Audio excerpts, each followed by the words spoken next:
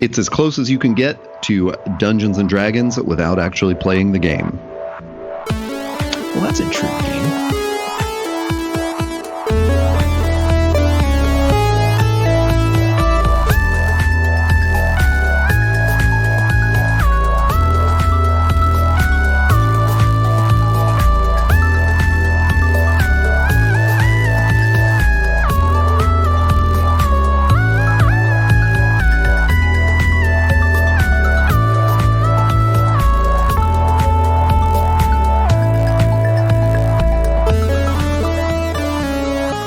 Hello, and welcome to Panelism, the podcast where we talk about the comics and graphic novels worth having on your shelf. I'm Todd A. And I'm Taylor Trask. Thank you for listening. No, I'm Taylor We Trask. have interrupted our coverage of Genesis album by album, track by track. That's right. Before we started recording, I was doing a wonderful little riff of Genesis Radio. So look for that show to start soon on the Panelism Network, where I go into a British accent and I talk about Genesis for over 3 hours every day. I'm just going to read Wikipedia entries about Genesis and just record it. So that'll be coming soon. Oh man, I just want to spend a half an hour talking about trying to come up with the perfect pun for the name of that podcast. But I know. But maybe it'll come to you during the episode. Yeah, but they have so many brilliant album names. Surely one of those I just got to figure out what title kind of best goes. But they're all very Victorian sounding and just sort of arch. Yeah. Anyway. Oh man. Anyway, not to get too far off the subject, we're talking comic books today, and it feels like it has been so long. It has been so long. Although you had a great conversation last week with Frank Fry, where y'all talked a lot about comic books, and I, as a interested third party, I love that episode. I really enjoyed just hearing another conversation. And you know what was great was it wasn't specifically picking apart a comic, and that felt like a great refresher from what we do. But today we're going to pick one apart, but it's good every once in a while to have those where it's just general comics talk. It was a really easy podcast for me to put on while I was getting ready one morning and just let it play and be like, oh, I'm not, it's not, I don't feel like I'm missing out on some, because it's so deep into some book that I haven't read or something like that. So it's very cool. Yeah, a lot of people like that one. And in fact, good news, there are more on the way. I am securing record dates from new folks as we speak. So there'll be more of that, more fireside chats to come. I think this, fireside chats, the one shots, kind of like what we're doing today, the watching episodes, and then of course the panelism, what we're calling the Panelism Book Club now, where we kind of really do a really deep dive, spoilers, spoilers, into a bigger book, or to maybe a bit bigger, in this case, I think our January pick, our inaugural pick in this format is Black Monday Murders volumes 1 and 2. So it's both the trade paperbacks that have come out so far. And we're diving deep, and we want listeners to read along and then join us on the episode so that we can kind of talk about it, and then hopefully we'll get some interaction going and open it up to a wider audience or a wider set of voices besides just you and I. And so that's we should give a date on that, because that's always hard for us to talk about because we're recording these in advance. Yeah, true. But we believe that will be January have the date? 29th. Okay, 29th of January. That episode should drop unless just something goes horribly wrong that weekend before, and you'll know. You'll know if it does, but it shouldn't. And then we'll be talking about it and talking deep. I've talked about Black Monday Murders before, but not both volumes and not at this depth. And Todd had not read them, I think, when we previously talked about, I think, the first volume. So this will be there'll be some things I talk about, but I'm looking forward to just a completely fresh conversation, especially knowing that you have read it, because some of the stuff you and I are going to go deep on just geeking out over.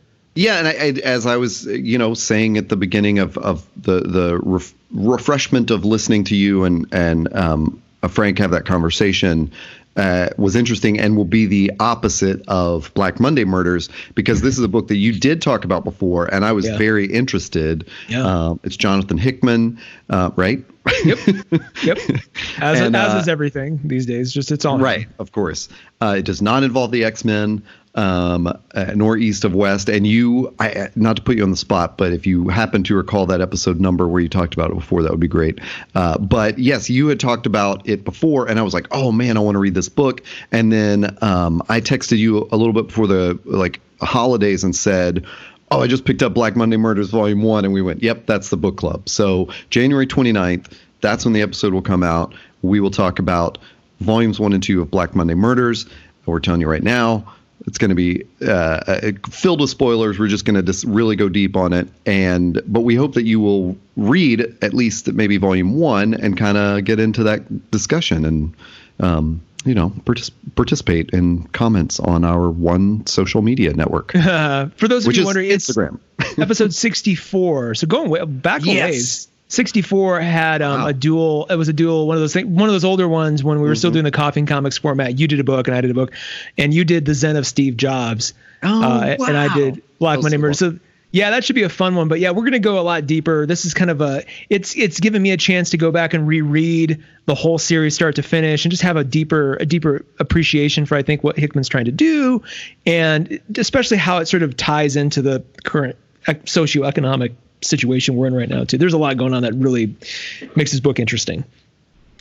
Yeah, well, back on the refreshment tip, just to kind of keep that conversation going. What's on your TBR list right now besides rereading Black Monday Murders? Well, there's a probably a to be rewatched again list, which includes The Mandalorian.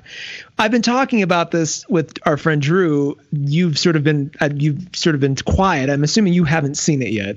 I have not watched Mandalorian yet. That is correct. We should. I'm just going to wait then, because anything I would say is either spoilery or tangents. So at some point you're going to watch it. We're going to do a panel as I'm watching The Mandalorian, and I can't wait to delve into that with you, because we may have some interesting agreements or disagreements. I also, over Christmas, because we haven't really had a panelism episode since before Christmas, I went to Santa Fe with the fam. And one of the many things I did, and if you've never been to Santa Fe, oh my God, I think I've talked about it before, but it's just, it's such a wonderfully creative, just inspiring place. But George R.R. Martin is there, and he has not only a movie theater, but his own kind of bookstore. And it's very, very sparsely curated, but there's some really cool stuff there. So I bought an art book, from just an amazing graphic artist I forget blanking on his name now, kind of in the Chris Voss style. And then literally right around the corner and on the backside of George R. R. Martin's bookstore is like Santa Fe's killer comic shop. So walked in there and grabbed a Humanoids title that on the cover said, basically said supported by Joe Dorowski, including a foreword from Joe Dorowski. And it's like, oh crap, well, I got to get this. It's called Day of the Magicians, and definitely in the running for my favorite book of 2020, even this early on. It was good. So I can't wait to talk about that at some point more.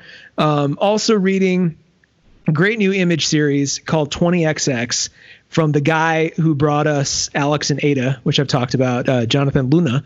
And then there's a new artist, or a new writer rather, named Lauren Keeley, who's the writer on the project. And oh my God, she's crushing it. Talk about just an awesome new talent. And then to pair her writing with what Jonathan Luna is doing, it's that same visual style that you see in Alex and Ada. It's distinctly him, but it works really well for the story she's writing. So just an amazing little series that Image, I think, really had held up as kind of one of their marquee series of 2020. And it's so far living up to that hype, and they're only two issues in. So Definitely start 20XX if you have not. And then also start a series called, also not to be confused with Day of the Magicians, it's just called The Magicians. It's a 5-issue miniseries on Boom that came out. And if you're wondering if this is having anything to do with the novels or the TV show, so the novels came out first by Lev Grossman. And then the TV show on Sci-Fi or wherever it is based on those novels. Then there was like a one-off graphic novel called The Magicians, Alice's Story that came out early 2019. And then the people who made that graphic novel are making this miniseries comic called The Magicians, and it's really good. Like it strangely has a similar kind of feel to Day of the Magicians in terms of how they portray magic and people who can wield magic. You could see a crossover story happen very, very easily, even though it's a completely different visual aesthetic, but very similarly kind of attuned. But really great little series. So I would highly check that. I would say The Magicians and 20XX are my series that I'm sticking with now until they're done. Day of the Magicians graphic novel, and then Hickman's X-Men run. I forgot to mention that. Oh yeah. Which controversial, no? Well, it depends. So Hickman, it's a little confusing because he's like overseeing a lot of, if not all of the books that are coming out since the reboot. So there's like 5 or 6 concurrent X-Men kind of series, like Marauders is one of them. And just there's so many different ones. Yeah. There's a new Excalibur, right? And that follow different factions of X-Men. But Hickman himself continued on to write just X-Men, like the actual series, rebooting from issue 1 following the events of House of X, Powers of 10. I forget who the artist is. I feel bad about that. It's not the same artist as was on House of X. Different artist, doesn't matter. Still great work. But he's doing that. He's 4 issues into that, and I like it a lot. Like, it definitely is a logical and good continuation of House of X. Like, it's like, if you really want that story to, it's in its purest form, I would say just read X-Men, because he's doing a good job of already paying off a lot of stuff from House of X, Powers of 10 that I'll just refer to as House of X from now on. He pays off a lot of stuff from House of X, and you get to see the effects of what the mutants do start to really matter. Like, it's not like this is a slow burn. He's cranking through at a pretty good pace considering what the property is and what they're doing. So I would say definitely jump in. When you said controversial, is that just because some people are like, we're just on a text chain, right? That you're talking about that. Yeah. With Drew. I don't know if Drew is reading the same thing as me, because he had different issue numbers, and then he was pointing out things that I'm like, I don't know if that's part of this run. So maybe, I don't know, maybe they're publishing differently for the UK. I don't know. Wow. I'm excited too, because it feels like at the beginning of the year, whether they were there and I missed them, they felt new to me, where I was in Comixology Unlimited and grabbed a whole bunch of books to borrow that I'd been wanting to read, or was just sort of like interested in but not willing to, shell out for them. So Harrow County Volume 2 is in there. Oh, you're finally doing Harrow County. Yeah. Were you a Volume 1 person? We talked about Volume 1 in episode number 90. Oh, God. Did we? Yeah. So I had to go look it up just while you're talking about the X-Men. Oh, we did. So Volume 2 is available to borrow on Comixology right now. I got Volume 1 of The Chilling Adventures of Sabrina, because I've heard good things about that and the TV show. And then I grabbed 5 volumes of Dr. Aphra. I can't even remember when we talked about Dr. Aphra Volume 1, but like every other volume is available to borrow on Comixology right now. So I've got a ton of reading to do after Black Monday Murders to, before those disappear from Comixology. And Dr. Aphra was the Star Wars. It's the Star Wars, it's basically like a female Indiana Jones protagonist who, is in the Star Wars universe. Yes, she's an archaeologist and has these like droids that are more or less misanthropes or malevolent, like a murdering sort of C3 or whatever model number C3PO is called, one of those androids. Human cyborg relations. Yeah, but it's it was really, the first volume was really enjoyable. It was Kieran Gillen, and I'm not sure who's on the next 4 volumes, but I'm excited to read them. It looks like one of those. I mean, I dare say this, but it looks like one of those like future Disney Plus series that's just going to be killer.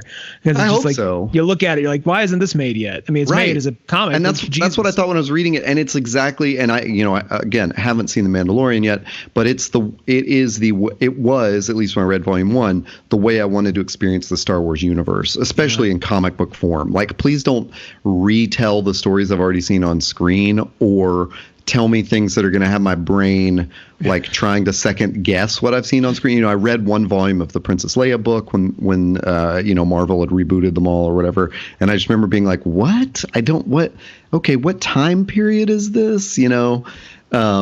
So Dr. Aphra was, it gave me all the decoration of the Star Wars universe and all the mythology without having to touch on the Skywalker saga. Todd, you have which, to as watch we know, Mandalorian. You have J.J. to watch Abrams Mandalorian. wrapped up perfectly. Yeah, of course he did. Totally in style. Didn't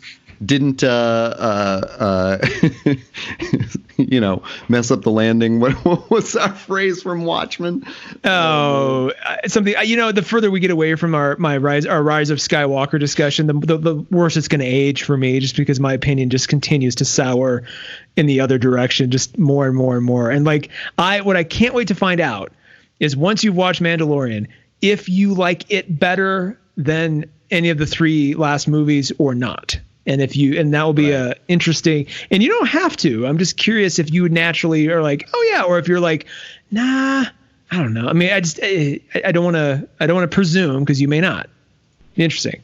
Yeah. But you got to do it. We got to talk about it, but not today. Yeah, I will. Not today. Yeah. Not today. No, today, this is such a weird book to bring, because it just felt like the timing was never going to be right for us to talk about this book. We've been talking about it for a long time. Exactly. We have talked about talking about this book for longer than any other book, I think.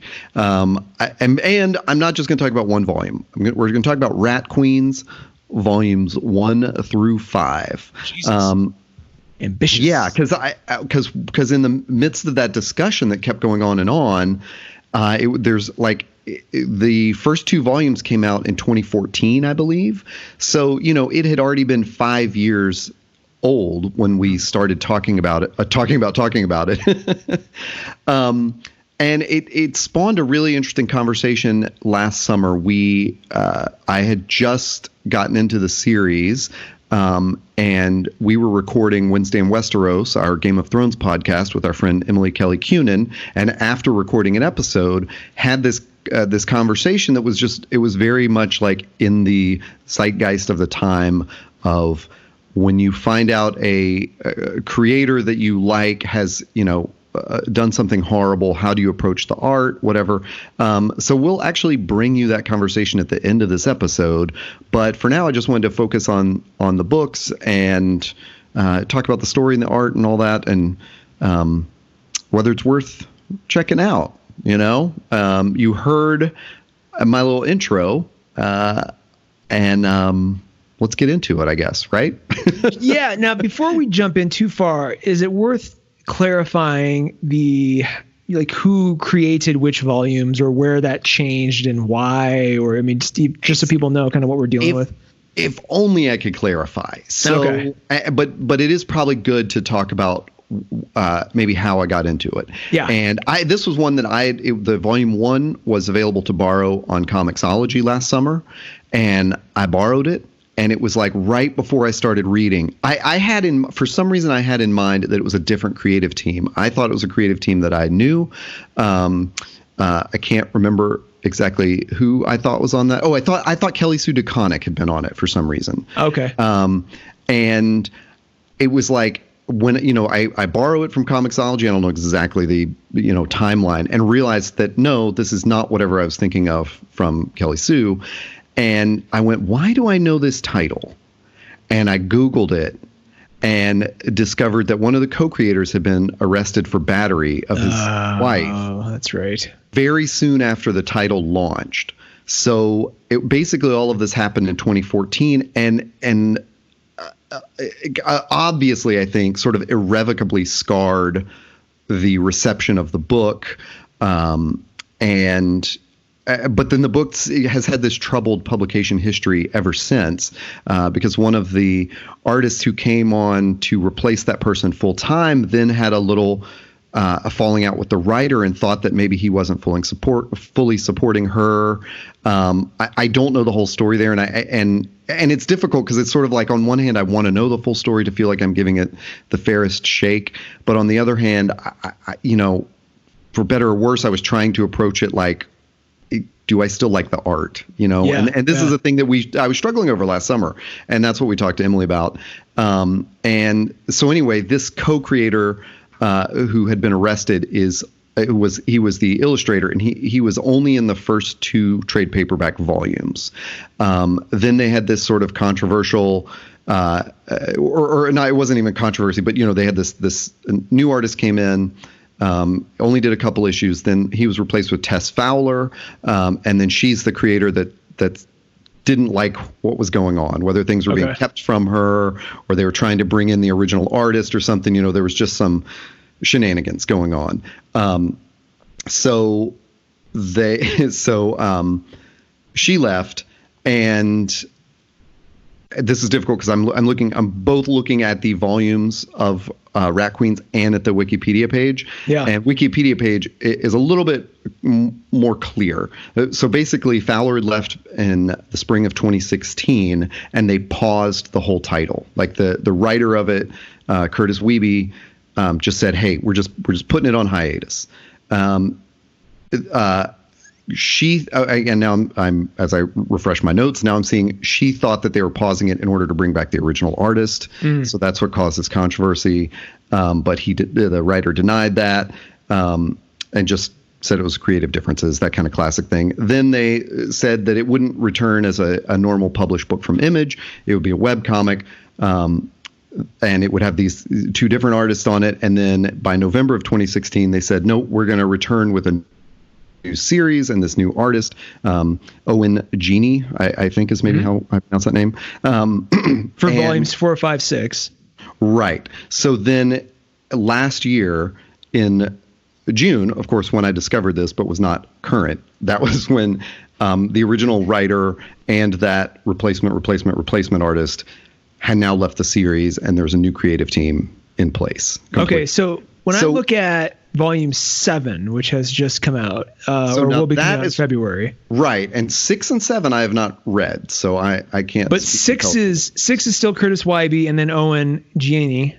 And then, the new team seems to be Ryan Ferrier, Marco Lesko, Priscilla Petrates. Can't say that name. So interesting. So that's what's most intriguing about that is that the original writer Curtis Wiebe is no longer on the series. So who owns it? Who's actually able to is it a band that they just sort of put in different people in the studio? Image owns it? How strange. Right. That's an interesting thing. I don't think we've ever covered a title from Image where it's so known for creator-owned series that I can't think of another example on Image where a creative team has changed. Basically the creative team either puts it on indefinite hiatus or they wrap up what they want to say and it's done, So it gets it's difficult, and it's funny too because like I said, and not funny, haha, but it's difficult for me to intelligently speak about it because when I got into it, the title's already 5 years old. I didn't know the whole publication history, but it already seemed chaotic, I did read it in order. I did read those volumes that were illustrated by the person who was removed from the title. And then I read 3, 4, 5. This is why it took us so long to get this out, because I kept thinking of at the end of some other volume, I'm going to have this moment where I go, okay, here's how I feel about the series. And I sort of had that after 5 and said, I'm ready to record. But I don't know. I'm still not willing to give it a strong vote in any way. But I thought, let's just talk about it. And as I teased at the top of the episode, this is basically Dungeons and Dragons. There is a very clear adventuring party. Those are the Rat Queens.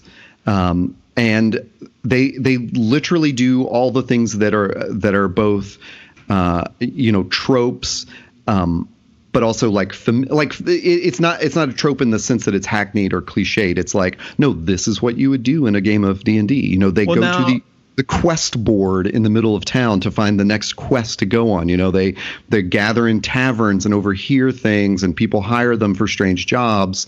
So it has that feel to it of these are a series of D&D quests or adventures or something. Now, two questions there. One many people are probably asking, when you say rat queens, are they actually rats that are just sort of like queens of kingdoms? Are they regular people? Are they like elves that's like a dirty slang, like a rat queen? Yeah. Like what is it? So, great question, because I didn't even consider that would not be understood. But yeah, if you're not looking at the cover of the book, you don't know. That is just their gang name. They are not rats, nor are they queens. That's just sort of their like punk rock band name, Because I'll be honest, that prevented me from. I'm like I don't want to read about rat queens. Like I just don't care. Like I don't like mice. I'm definitely not into rats. Just don't. So that's an interesting sell. What's also an interesting sell is if you're kind of like me and you're burnt out on that Die series, that is supposed to be sort of the ultimate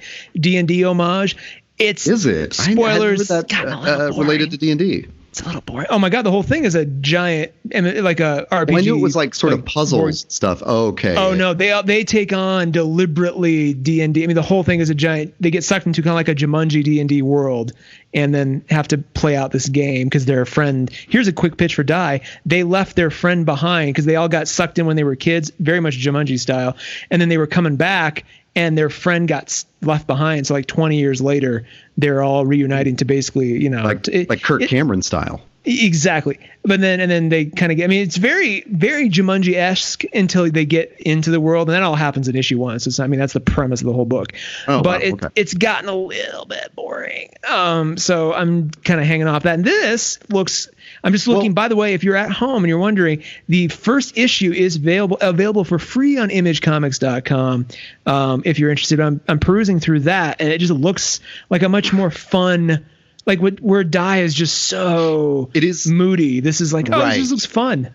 So Die is Kieran Gillen, isn't it? Yep. Okay, so that's the one. Like my exposure to that is seeing him on that panel at Comic-Con last year. Yep. And I can't remember exactly what the focus of that panel, if it was horror comics or something. I think it was, and that's why I didn't think of it as like RPG take. But but Rat Queens is super fun, and that is what is so refreshing about it, is that they're like filthy mouthed. Like this is a very like sex positive, ribald, like medieval fantasy style storytelling. Like this is not in any way PG or suitable for children. This is, they're cursing and, there's a lot of not a lot of nudity, but there's nudity, and there's definitely like explicit occurrences of sex and conversations about it, plus shitloads of violence, which is much worse to expose children to than sex and nudity. So it looks like it fits nicely alongside I Hate Fairyland. Not necessarily in terms of aesthetics so much as just style, like very similarly, just completely irreverent. And then very female centric in that regard. I think that's a good companion. And I think that a lot of the controversy and all these stumbles are because when it first came out, it was recognized as, and I don't know exactly the groups, but it was definitely recognized by advocates of LGBTQ relationships for having this sex positive, queer positive storylines and just acceptance. Like this was a very diverse comic from the get-go, and it was just very refreshing. And it wasn't, as much as it relied on D&D, it didn't fall into these the problems with Game of Thrones, that we have talked to death, So and that's what makes it difficult to discuss, because I don't see the problems, the imperfections of its creators in the art itself. That's one of the things we talked about with Emily that you'll hear at the end of the episode, where you talk about certain artists who have been incredibly accused of sort of terrible actions. We saw that sort of telegraphed in their art, like I'm kind of a dirtbag. This doesn't have that. And it just made it very. I really wrestled with this, obviously, as you'll hear. Keep in mind, it's hard to tell sometimes what the relationship between the writer and the artist is if they are indeed two different people. Like in the case of East of West, Hickman and Dragata, that is a co-written book. Yeah. Like Hickman writes it and Dragotta illustrates it, but Hickman will only write stuff that he knows Dragotta wants to draw. And so Dragotta wants to honor, so it's this kind of wonderful symbiosis. Other titles, the writer just literally writes and writes and writes and turns it over to somebody else who they may not even be in the same city as and go, here you go. Yeah. And that person just takes it and runs with it. In this case, Curtis Wybe is listed as writer for all the volumes up until 7.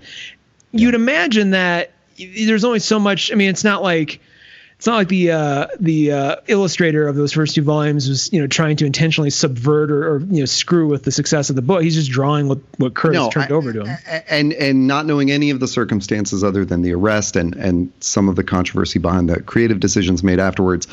This may be we all do terrible things from time to time, and this just may be another example of an imperfect human being who. Something happened in his personal life that's not necessarily reflective of his art or his all-time character. I can't speak to that. I'm not trying to, excuse it or take a side or anything. But I do think that what I felt as a reader was that after those first 2 volumes, the synergy was a little bit gone. Boy, I can't believe I used the word synergy. That's right. But there's definitely, and honestly, it may have just been what I brought into it. So, okay, but here's the question. So let's break that down. So you have volumes 1 and 2 by one team, volumes 3 by a different team, and then 4 and 5, which we're not doing 6 and 7. We're just talking 4 and 5. Right. 4 and 5 by a third team, even though the same writer's there. Of those 3 sort of teams, which version of the story did you like best? That's complex too, because I was definitely drawn in by 1 and 2. Mm-hmm. And enjoyed that art. That art was were those two books cartoony? Were those 2 books part of one arc, or is each volume its own arc? It's typical in it's a 5 or 6 issue arc, quote unquote, that's wrapped up. But the first 2 volumes were in one story, and then the third one I think really suffered because they were trying to wrap that story, and it just it was getting a little bruised in the process of changing creative teams and all that stuff. I think that's why they went on hiatus. So basically with volume 4, it is a not a total reboot, but it is a reboot, like a fresh start. We're not trying to carry over all these pieces that were there before. And I think they were able to establish a new pace. And like I said, after finishing Volume 5 was when I told you I'm ready to talk about it. I've got a perspective on it now. But to get a little bit more into the story, you would ask a little bit about they're not clarifying what they are.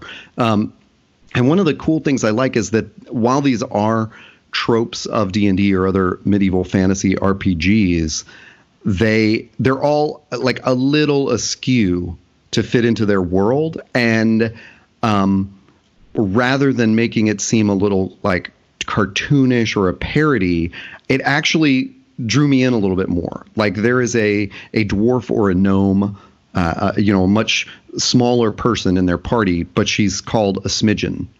That's the name of her species. So adorable. There's what I think we would normally call, in D&D, I think you would call a tiefling, which is the sort of devil species, the species that's descended from humans and devils. But she's drawn more like an elf with pale skin and really pointy ears. She just happens to have the tiefling horns underneath her hair, but she wears her hair in this kind of rockabilly style to cover the horns. So there's fun stuff like that. There is I guess the smidgen is actually a halfling. And then because there is a dwarf woman and she full on grows a beard, and all the women in her family have full thick beards. There's a woman who is clearly a cleric or a druid, but they don't use all the D&D class names like that. They're not our rogue can do this or our cleric will do this. So you don't get the sense that you're watching something derivative of those actual games. Like this is not like a licensed property that's trying so hard to get in all the product placement, But do the characters behave by those archetypes in which they're assigned? Because I'm looking at like the lineup in that first free issue, and there's definitely, like you said, like there's like the paladin and the wizard and like the elf, and like do they all sort of have to behave with those? Do they fit within those tropes, or do they subvert them, or do they try? How does that go? I think at that point they do actually fit within them, and so to me, as someone who's has a long history of Dungeons and Dragons, but only a short recent time playing it, that made it like sort of more appealing to go like, oh, I kind of get that how how they're doing that character, but I don't think you need to think that when you're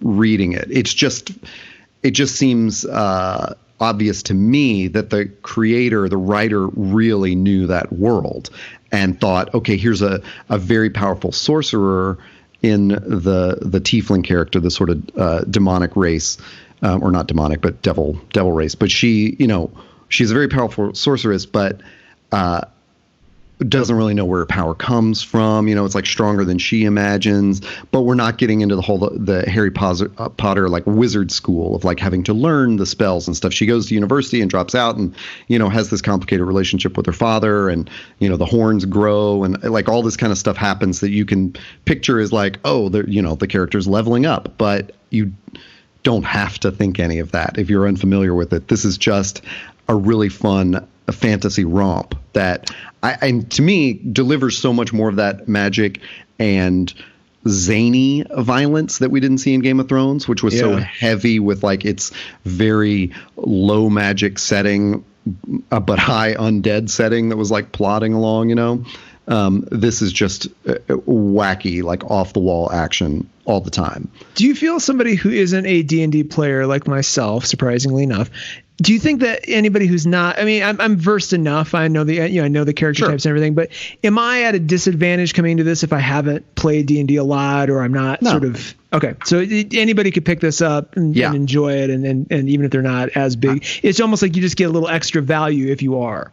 Yeah. I feel like you could, I feel like if you're a hater of those things, this is almost like going to be funny to you. You might see those tropes as making fun of those things, because there's a part where several parts, in fact, where the dwarf Violet, they meet her brother, like I think is even her twin brother. They look exactly alike, who has his own adventuring party, and it's like it's like the Bizarro world where there's like an almost equivalent of each character in that, but they have like a wizard that sort of looks like Elvis and he's like 100 years old, and then they have they have the dwarf fighter, and then they have this weird druid guy that grows mushrooms all over his body. So they don't have a cleric, they have a druid. It's like that kind of thing of like here are the Bizarro versions of that, and the way they just like work that in is they're cheekily having fun with those tropes. Nice. Of course you can't have an adventuring party that's just 5 rogues. They would all go steal their own stuff and abandon each other. You can't have an adventuring party that's all fighters. They wouldn't have any magic. So you got to have like the archetypes in every adventuring party. Is the writing kind of contemporary in like a Rick and Morty style? Does it feel very conversational, or do they still try to speak in like high English or anything like that? It's definitely conversational. It's not like high English. It's not even like the Thor version of Marvel where everything Thor says is in a different font, It is, it's conversational, and there's often a lot of like anachronisms in the sense of like, some sort of current speak in it, but it's not Rick and Morty in like that crazy where it's developing its own idioms about stuff.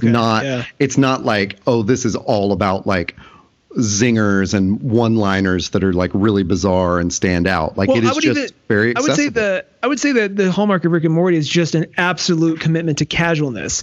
Like in every situation, no matter how dangerous or how tragic it might be, with the exception of like one thing, Rick is just cruising through life like he's the Big Lebowski, just like whatever. I mean, just like nothing matters really. Yeah. And then they use that time to do what you said, which is like give all the kind of pithy, clever lines and observations, things, but it's all kind of hinged off this irreverence for the just for the idea of storytelling, and this kind of looked like it might have lent that way, but you're saying it doesn't go that far. And it's also, the other distinguishing thing is it's not like these characters aren't three-dimensional. There's a ton of conflict within them. Okay. And so they're not like Rick and Morty going through life with like no consequences or hilariously brutal consequences that they can still somehow avoid actually paying for. It's like there's real familial background stuff that's impacting what they do on their adventures and stuff. I probably made the mistake of I'm fishing through this first issue as we talk,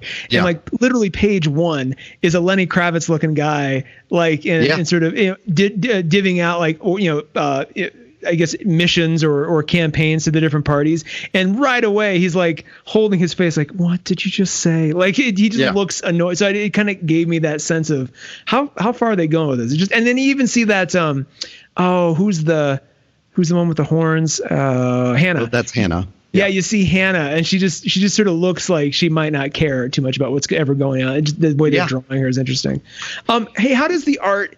Do the characters change? I mean, obviously stylistically, there's going to be some difference in the art, but do the characters at all change drastically, or do they stay pretty consistent from team to team? I think that it gains a new consistency after Volume 3. Okay. But in terms of costumes or hairstyles or all and the overall like just comic book style of it becomes more three-dimensional and like what we would think of as like a typical coloring of comic book characters, whereas the first 2 volumes are very flat and like flatly inked and sketched. Like there's often like real visible lines in the penciling and inking and stuff in the first 2 volumes. Whereas after that's gone. It's very polished, and it has that look of, like a Marvel comic kind of thing. But I do think that that's one of the problems with Volume 3 is that because they sort of fall out of sync with the illustrator and writer, it feels really abrupt. Like it feels like the styles are changing issue to issue, and you're going like, I don't get it. It doesn't have the rough edges of the first couple, but it's also like, I don't know, different stuff's happening with the characters. It definitely makes you feel like they're different characters. And I think with Volume 4, that gets settled.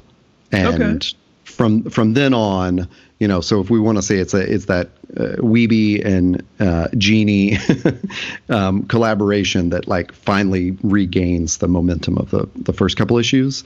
But yeah, I'm glad you brought up the art, because that's one of the things I found so appealing about those first couple volumes, and made it all the more difficult to sort of reconcile what was going on with the series. Without giving too much away, and maybe this is a huge spoiler, so say no if so, do they ever run into like a male character who's kind of like the Chris Pine of the whole thing, where he sort of almost takes on the traditional female role or damsel in distress role? Oh, that's a good question. Like that just seems like something that would be fun to play with in this format. And actually, I mean, it would be, but in a way, that's what is so sort of stunningly mature about it, is that they don't really go into that, even when they like there's a little arc in one of the later volumes, maybe it's actually in 5, where they follow this orc that you've met before, and like it goes back to his backstory and sort of how he became the man he is. And it's really deep and like three-dimensional, and he has all these parental issues as well, and it's like, not only is he not a twist on the trope of like an orc being a monster, because you've already met him and he's not, but it presents other orcs as not being monsters. This is not a Peter Jackson rendering of a bunch of orcs, Yeah. Like it's there's a lot of family stuff in it and a lot of tender moments, and it's it's just kind of like, no, this is a different species, and how they treat each other may seem really harsh or brutal to us, but there's all this other stuff. So yeah, I there are definitely some like cheesecake kind of or beefcake kind of moments, but that's not the overarching theme of of it. Okay. Yeah. It's good. I like that you framed it that way. It was almost too mature to sort of play that game. And not that there's anything wrong with it. Wonder Woman did it beautifully, but like I like that they're just like, this is the story we're telling. We don't necessarily have to use those tools to do it. I like that. Right. And I would say Mockingbird's a great comic example of that. Like when you talked about that first volume, and even I guess the second volume too, where there's like a lot of that like reversal of stereotypes from James Bond, where now the secret agent woman has these like sort of, constant one night stands with like beefcake bimbo guys. I kind of like the age of the beefcake bimbo guy. Like there's something just sort of like, oh, that's kind of fun. It's fun to see that character play. That's kind of why. I mean, not that I have to have it like in any situation like this. It's just that's why it came to mind, because like it is so fun and just it seems like a fun book. Hey, usual question of digital versus physical. I know you started on Comixology. Did you happen to get any paperbacks? I went all through Comixology. And then only after I had read it there did I find a half price version of one of the volumes and picked it up. Nice. So I can't really judge one or the other. Like I haven't even read that paperback version. I do think that the art of the first couple of volumes probably lends itself better to physical, but after that, it's interchangeable, I think. Well, and I did like the cinematic thing. Like this is not a story where it's told. What's the one we always talk about? Like in Mr. Miracle, where a lot of times you have to like double tap on the Comixology to see the whole page layout to sort of figure out how are these different panels relating to each other. This doesn't feel that way at all. It feels totally fine to just White Knight was huge about that. Yeah, too. Exactly. This one's like, no, you can just swipe through panel to panel. It just feels like an action movie kind of thing. Well, I will say too, again, judging by the looks of volume 1, at least, it almost looks like stills from an animated series. Like the way the art kind of it looks very much like it could just be in motion. So I would imagine the Comixology cover flow works well for that. Just kind of give it a little bit more energy. Although some of the panel layouts in the physical pages too look pretty great. Like the fight scenes look really well staged. Yeah. God, the fight scenes look good. I would say get this with the fight scenes alone. These look great. Yeah, it's pretty cool. Action is rendered really well. As I teased before, like the saying like I didn't know what my final review would be on it until I got through volume 5, and I realized with that reboot, it does feel like a very fresh start. And so I would say just avoid the controversy. Okay. Start with volume 4. You'll have less to catch up on. You'll be ready for the new creative team. Volume 7 comes out in February. There is no origin story anyway. You're going to get all of that through the way the backstory plays out in those volumes. So I think it is possible to enjoy this and, recognize the flaws, but kind of step lightly around them. Are you interested in continuing on into volume 7? I actually will probably dip into volume 7. This is weird. I don't know that I'll read volume 6, even though I bet it kind of ties up some stuff. Wow. There is a really, for me, there was a very confusing arc, and in 4 and 5, and I think that was only confusing because when I was reading through it, I didn't understand this was a total reboot from 3 to 4 until after I read it and was prepping for our podcast last week. Okay. And that was when I was like, oh, of course. But that threw me off a little bit as a reader. So I think if you're a new reader, you're not even going to recognize. But to me, it was like, what happened to the thing I was reading before? Because I thought they were just continuing on. So what I read is like I kept waiting for this like something to to kind of like reverse engineer how it all fit together, and that never happened.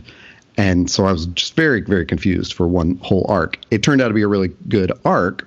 So like I say, if you haven't read it, that shouldn't cause you any problems. But because of how that went down for me, I'm just interested in seeing what the new creative team does. And also they had put out a couple of like one shots that I was able to borrow on Comixology. One was like from a different creative team, and one was from Weeby and a different artist. And honestly, it was that Comixology thing of like I flipped through a couple pages and went, nah, not for me. Yeah. And I dropped out because I guess maybe it turns out like I don't really want to see them on side quests or like in a different milieu. Like I just want the Rat Queens to be the Rat Queens, and that's that worked for me. So I want to see what the new. That sounds like such a punk rock thing in New York in the 70s. I just want the rock queens to be the blind rock queens, man.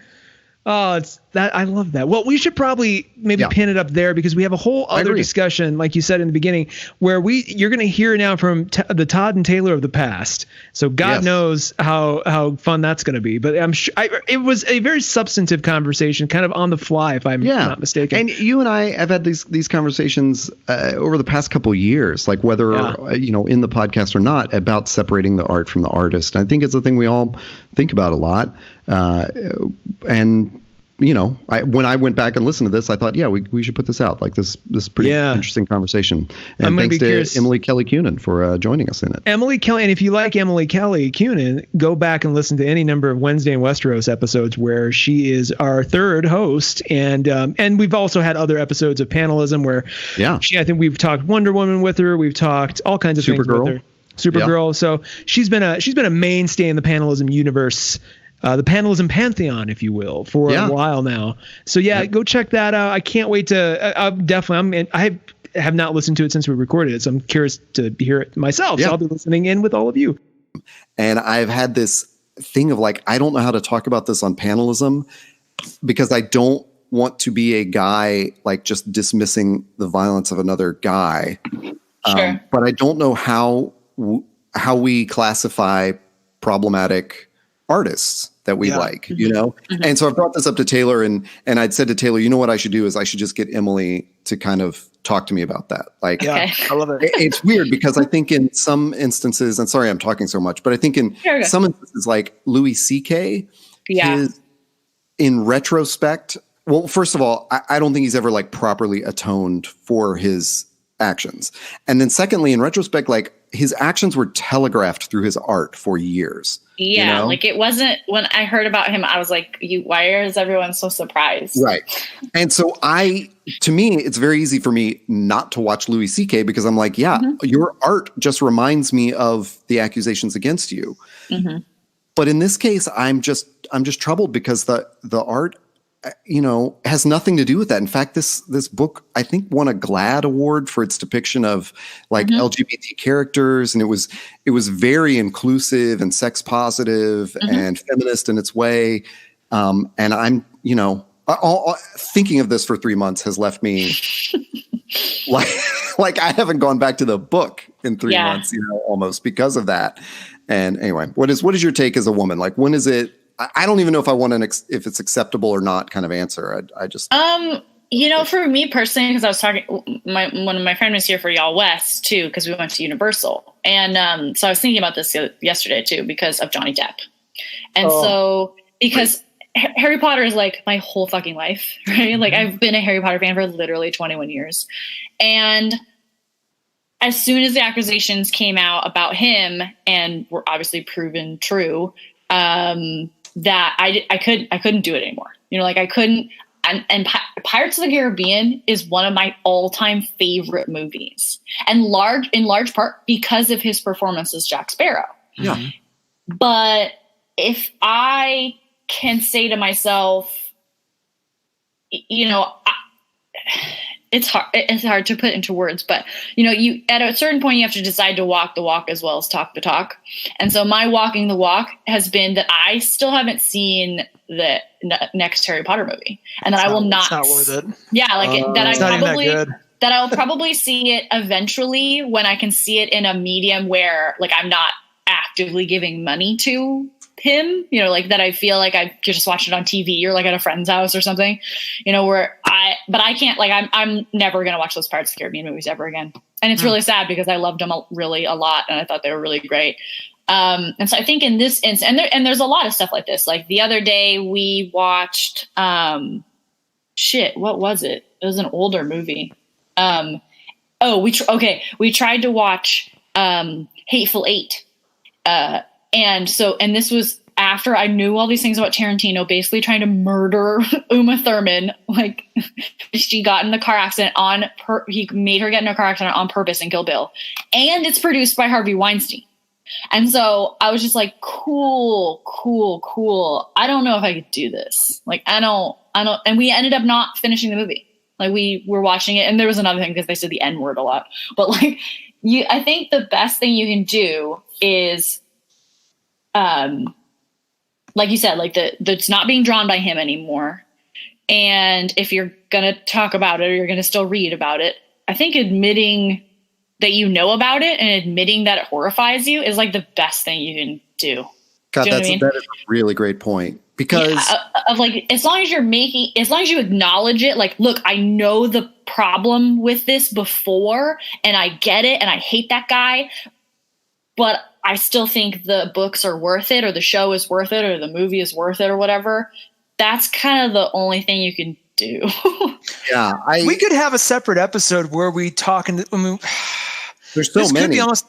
Instead of even talking about the book necessarily, we could almost just have a separate episode where we delve into this. Because I agree, but I also have mixed feelings on if you can separate the artist from the art.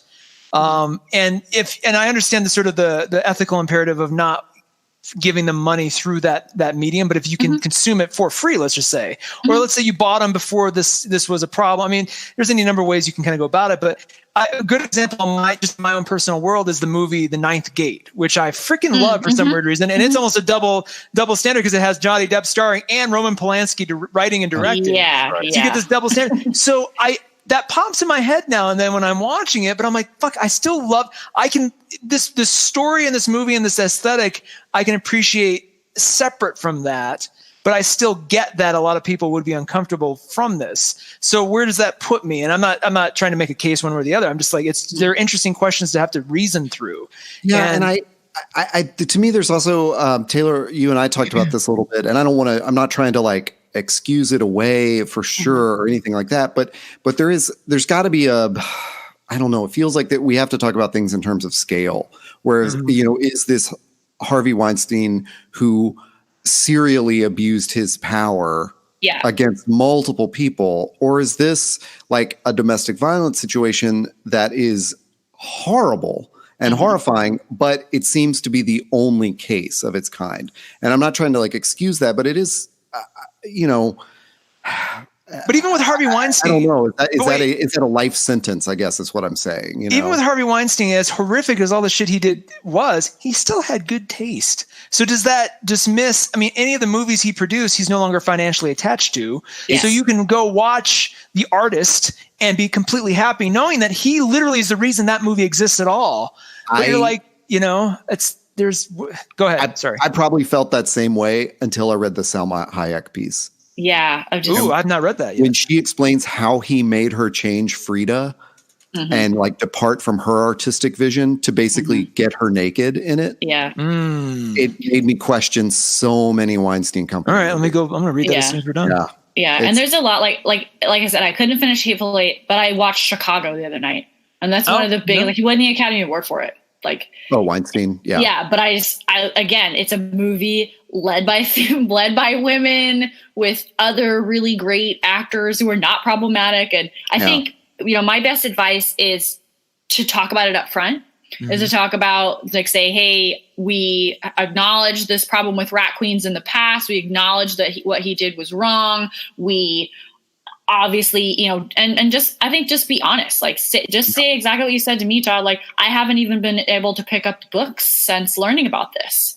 And I think that's a good way of saying you're not trying to make excuses for yourself. I think that's when people get more mad. Do you know what I mean? You wrap that up in a great way, because I was interjecting, and I'm sorry to say the problem is I actually purchased the books after I had already researched why I knew that thing, and I was like, but still I love him, and he didn't do. It was like I was already trying to make the excuse, which I think is so similar to the Louis C.K. situation, because I heard those rumors about him 5 years ago, and so when that became like sort of publicly acknowledged, it was like I hate myself, like I was never like a huge Louis C.K. fan, but like I know I gave him money, in other ways, even after I'd heard the initial rumor, but you don't know what to do with those rumors anyway. Yeah. And acknowledging that too, like that you feel regret and that you feel remorse for having bought the other ones and not knowing about this, or knowing about it and still buying them. I think that goes a long way too. I think it's when people say, well, but you can't separate the art from the artist. And it's like, you absolutely super can. Like it's just a personal decision to do so. I'm glad that's where you're falling on it. Cause I absolutely respect people who are like, I can't stomach this right now. But the people who can separate it, I think there's a place for it too. Yeah. And I think it makes a good point too, especially because the next artist after him is a female artist. There's no reason to punish her or the other writers for what he has done. Yeah. Like there's no reason for everything that they have worked for to be attached to him.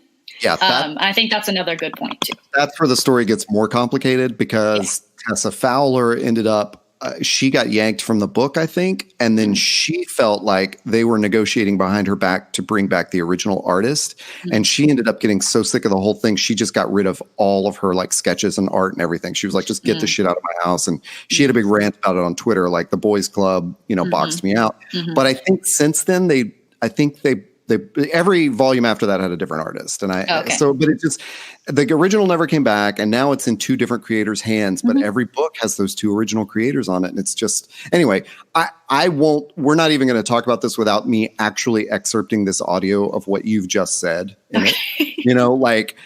Because I don't want to misrepresent it like I'm trying to make an excuse for it or something. Okay. So it's like my best advice, and not just you guys, for anyone, is just be honest, own that maybe in the past you've made mistakes, but that you're trying to be better, because that's all we can do. And that's what I've been telling you, is I'm done this environmental kick too. Like, of course I've used plastic toothbrushes my whole freaking life and now I don't. Yeah. But do I feel bad about that? Yes. But am I trying to be better? Absolutely. And that's all you can do with this kinds of instance too. Of, have you bought books? Have you gone to see movies? Have you loved actors who have turned out to be problematic? Do you still watch those stuff? Do you still like them? If not, then you're doing better. That's it. That's all you can hope for, to just be better. To piggyback on something, what you just said and something Taylor said, like Taylor, you're bringing up that example of like, purely, maybe not purely separating it, but just sort of like abstaining from watching any of it. Those people are like, I can't watch anything that Harvey Weinstein touched.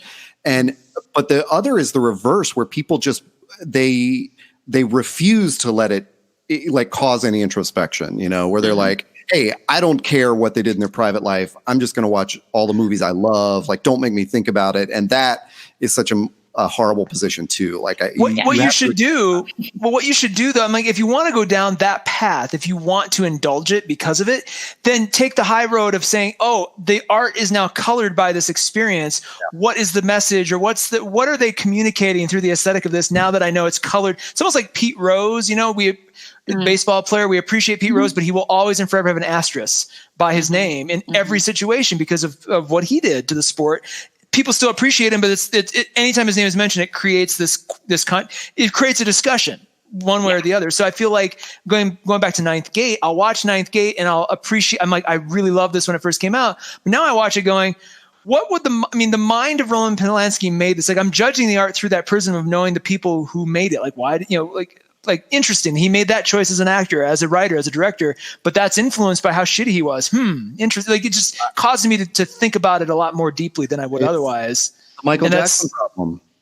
That's ooh, I'm so glad you brought that up, because that's then all of a sudden.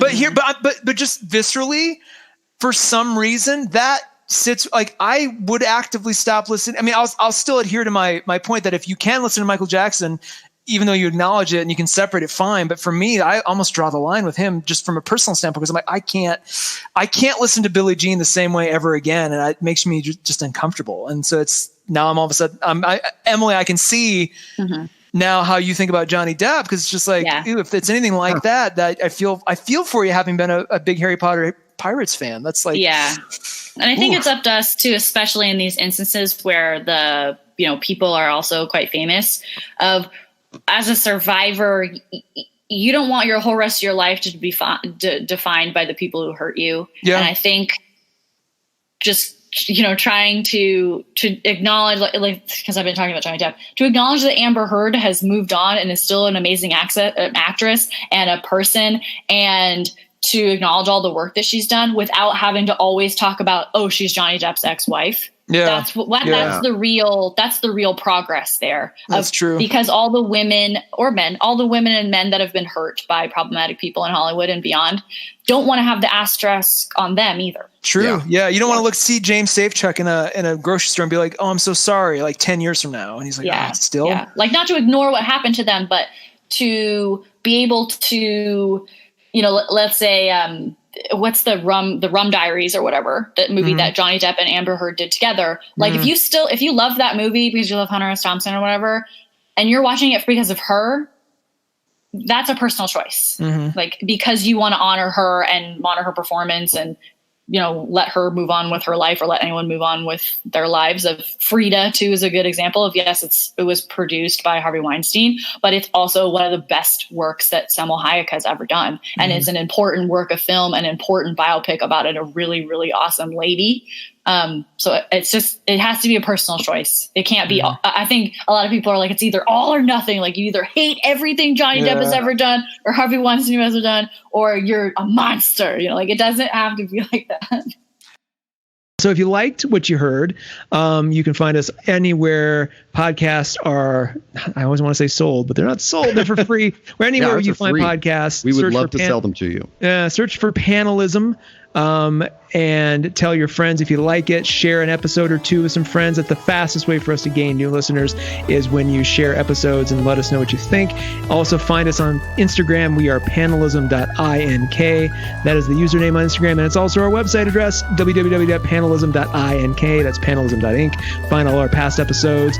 We continue to see stats of people listening to old episodes, stuff that we thought long ago, gone, and a lot of that's evergreen, so that's kind of fun. But it's just, we always get new listeners coming in at different times, hearing different things. So yeah, go back in the catalog, check out a bunch of previous conversations, and I can't wait to continue into 2020, because I think this will be, dare I say, this will probably be our best year content-wise that we've ever had. I've got a good feeling about it.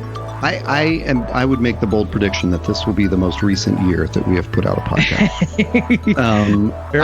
And also read Black Monday Murders. Yes, thank you for that reminder. On January 29th. That's right. We'll be talking about that then. Otherwise, until next time, happy reading, and stay tuned for more.